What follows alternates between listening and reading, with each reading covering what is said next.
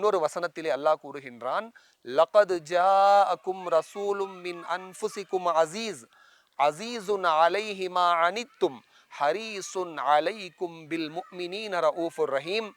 எப்படிப்பட்ட ஒரு நபியை, ஒரு தூதரை உங்களுக்கு நான் அனுப்பியிருக்கிறேன்னா அவர் பேராசை கொண்டவர்னு அல்லாஹ் சொல்றான்.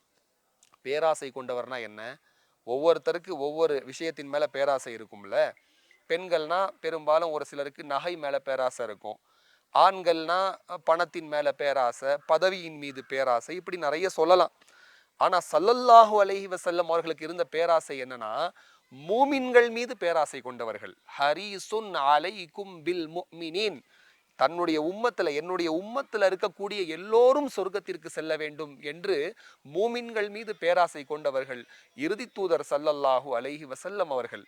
அன்பானவர்களே, அல் காமிலு ஃபித் தாரீக் என்று சொல்லுவார்கள் அரபியிலே. வரலாற்றின் பூரணம் என்பது ஸல்லல்லாஹு அலைஹி வஸல்லம் அவர்களோடு நிறைவடைந்து விட்டது. இனி ஸல்லல்லாஹு அலைஹி வஸல்லம் அவர்களுக்கு பிறகு கியாமத் நாள் வரை யாரும் ரசூலுல்லாஹ் வாழ்ந்த மாதிரி ஒரு பரிபூரணமான வாழ்க்கையை யாராலும் வாழவே முடியாது.